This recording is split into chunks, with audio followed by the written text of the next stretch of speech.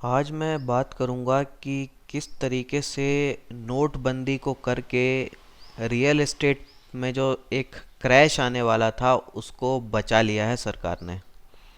तो ये इस तरह का क्रैश जो है 2008 में अमेरिका में आया था और उसके कारण पूरे अमेरिका में जो है मंदी आ गई थी और इस मंदी से उबरने में एक अमेरिका को 3-4 साल लग गए और अभी भी पूरी तरह से उबर नहीं पाई है।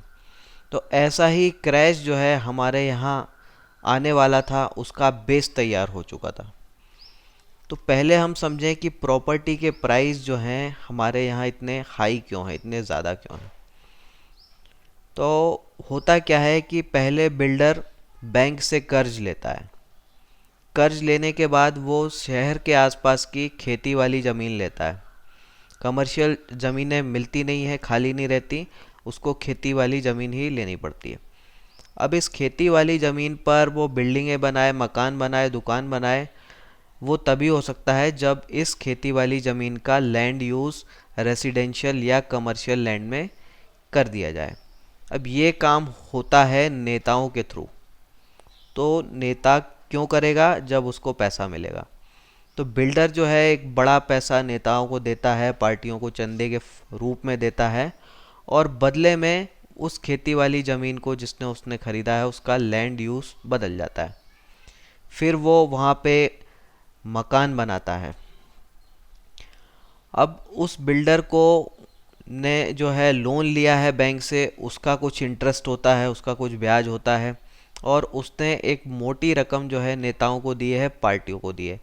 अब ये चीज़ जो है अंडरग्राउंड होती है, ब्लैक में होती है, दिखती नहीं है, लेकिन क्योंकि इस चीज़ का खर्चा हुआ है तो ये अल्टीमेटली जब मकान बनता है, दुकान बनती है, उसके भाव में ये जुड़ जाता है, जिसके कारण प्रॉपर्टी के प्राइस जो हैं आपको ज़्यादा मिलते हैं। तो मकान की कीमत जो है आपको बहुत ज़्यादा दिखती है। अगर हम खुद हिसाब किताब लगाएं कि सीमेंट का कॉस्ट क्या है, स्टील का कॉस्ट क्या है, मजदूरी का कॉस्ट क्या है, वो सब लगाएं हम, तो हम समझ सकते हैं कि ये कई गुना ज़्यादा महंगी होती है उसके बावजूद भी।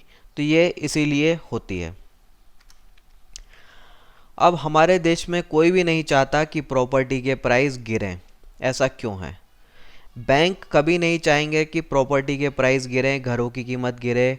वो इसलिए नहीं चाहेंगे क्योंकि बैंक ने इन बिल्डरों को लोन के फॉर्म में पैसा दिया हुआ है। करीब 47% हमारे देश के बैंकों का लोन जो है रियल एस्टेट सेक्टर को है। तो अगर ये सेक्टर डिफ़ॉल्ट हो जाता है, इनकी कमाई कम हो जाती है, तो सीधा सीधा असर इसका बैंकों पर पड़ेगा। अगर प्राइस गिरते हैं प्रॉपर्टी के, तो बिल्डर जो हैं, रियल एस्टेट कंपनियां जो हैं, वो लोन को चुका नहीं पाएंगी, वो वापस नहीं चुका पाएंगी। इसलिए बैंक कभी नहीं चाहेगा कि प्रॉपर्टी के प्राइस गिरें। और बहुत सी जगह बैंक क्या करता है, बैंक नए नए लोन देता रहता है इन रियल एस्टेट कंपनियों को, ताकि उनके पास पैसे की सप्लाई बनी रहे और उन्हें प्रॉपर्टी के कीमत जो है वो गिराने की ज़रूरत ना हो। कोई नेता भी नहीं चाहता कि प्रॉपर्टी के प्राइस गिरें। जितना भी नेताओं के पास काला पैसा है, उसमें से बहुत बड़ा हिस्सा, लगभग 70-80% प्रॉपर्टी में जाता है। तो प्रॉपर्टी में अगर प्राइस गिरेंगे तो इन नेताओं का भी नुकसान होगा। और बिल्डर जो हैं, रियल एस्टेट कंपनियां हैं, वो सबसे ज़्यादा चंदा देती हैं इन पार्टियों को। तो अगर प्राइस गिर गए तो नेताओं का भारी नुकसान होगा, राजनीतिक पार्टियों का भारी नुकसान होगा। इसलिए वो भी नहीं चाहती कि प्रॉपर्टी के प्राइस गिरें। सरकार भी नहीं चाहती कि प्रॉपर्टी के प्राइस गिरें। क्यों नहीं चाहती? क्योंकि रियल एस्टेट जो है एग्रीकल्चर के बाद देश में दूसरा सबसे बड़ा कंट्रीब्यूटर है हमारी जीडीपी में। रियल एस्टेट सेक्टर जो है सबसे ज़्यादा एम्प्लॉयमेंट जनरेट करता है, ये second biggest employment generating sector है। तो ना सिर्फ रियल एस्टेट बल्कि इनडायरेक्टली सेक्टर जो इसके कारण चल रहे होते हैं, जैसे सीमेंट है, स्टील है, फर्नीचर है, पेंट है, इस तरह के कई सेक्टर जो हैं जो इस पे कम्प्लीटली डिपेंड होते हैं, वो भी यहाँ पे नौकरियाँ पैदा करने का काम करते हैं। तो अगर प्राइस गिर जाए तो क्या होगा?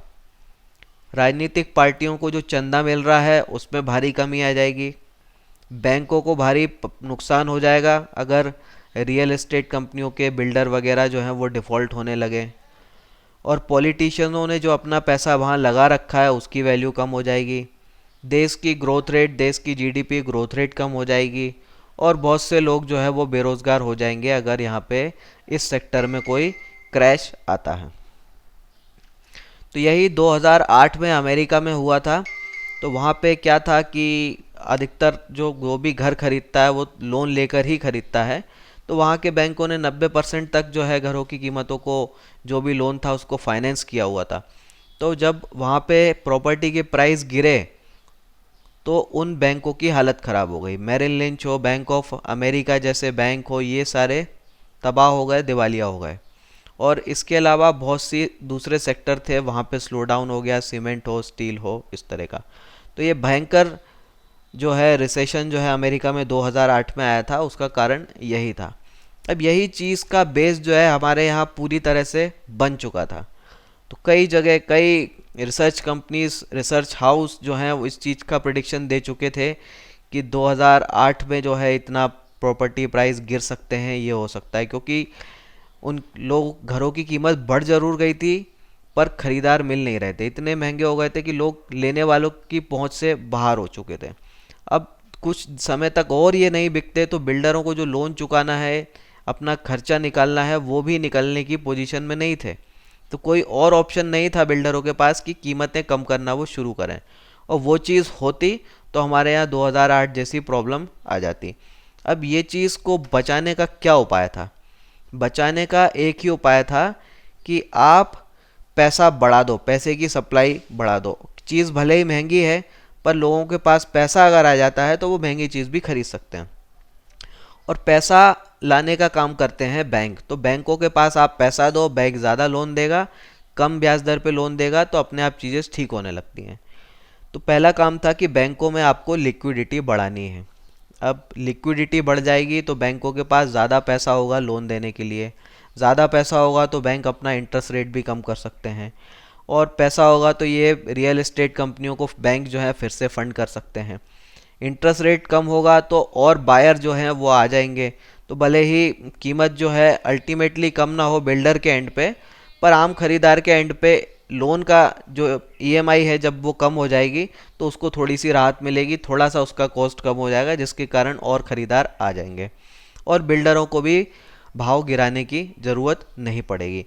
तो बैंकों की लिक्विडिटी बढ़ाने का क्या तरीका था? सबसे इफ़ेक्टिव तरीका अगर कोई था तो वो था नोट को बंद करना, डीमोनेटाइजेशन करना। अब इससे क्या हुआ कि जो पैसा खाली पड़ा था, छुपा हुआ पड़ा था, जो अनअकाउंटेड था, वो एक अपनी इकोनॉमी में नहीं चल रहा था। इसलिए नहीं चल रहा था क्योंकि वो ब्लैक से कमाया हुआ था, उसको आपको बैंकिंग सिस्टम में लाना था।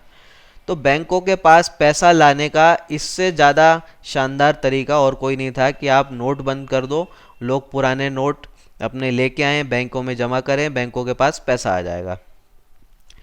और उसके बाद आप कुछ इस तरह की चीज़ें कर दो कि वो पैसा पूरी तरह बाहर ना जाए, बैंकों के पास पैसा बना रहे। तो वही चीज़ की गई, नोटों को बंद किया और बैंकों के पास आप जानते हैं भारी पैसा आ गया और साथ में इंटरेस्ट रेट भी कम हो गए। तो इसका पॉजिटिव इफ़ेक्ट ये हुआ कि बैंकों की लिक्विडिटी बढ़ गई, उनके पास काफ़ी ज़्यादा पैसा आ गया। ज़्यादा पैसा आ गया तो वो उन्होंने ऑटोमेटिकली इंटरेस्ट रेट भी कम कर दिए। तो आपने देखा कि 1% करीब इंटरेस्ट रेट जो है सभी बैंकों ने कम कर दिए हैं। अब ये रियल एस्टेट सेक्टर के लिए ऑक्सीजन का काम करेगा। ब्याज दरें कम होंगी तो खरीदने वाले बढ़ जाएंगे और ये सरकार के लिए भी अच्छा काम करेगा क्योंकि नई डिमांड क्रिएट होगी। नए लोग जब घर खरीदेंगे तो नए जॉब अपने आप क्रिएट होंगे, क्योंकि घरों को बनाने में आपको लोगों को रोज़गार देना पड़ता है और नए जॉब बढ़ेंगे तो इकोनॉमी भी हमारे देश की इम्प्रूव हो जाएगी। तो इन सारी चीज़ों को ध्यान में रखते हुए ये डीमोनेटाइजेशन किया गया। इस सब से क्या है, बिल्डरों का भला है, नेताओं का भला है, पार्टियों का भला है, सरकार का भला है और थोड़ा हद तक बोलें तो जनता का भी भला है, क्योंकि इंटरेस्ट रेट जो है कुछ कम हो जाएंगे। तो ये चीज़ खास तौर पे इस सेक्टर को बचाने के लिए की गई थी, ना कि काले धन और ये सारी चीज़ों को रोकने के लिए। हालांकि इसके भी थोड़े पॉजिटिव साइड इफ़ेक्ट ये हैं ही कि काला धन भी आपका थोड़ा बचता है, सरकार को टैक्स ज़्यादा मिलता है, नक्सलवाद, आतंकवाद, उन पर भी कुछ पॉजिटिव असर होता है। तो ये थी मेरी आज की बात, इसके साथ मैं अपनी बात ख़त्म करता हूँ। आने वाले वीडियोस के लिए आप चैनल को सब्सक्राइब कर सकते हैं। आपने मुझे इतना समय दिया उसके लिए धन्यवाद। Thank you. जय हिंद।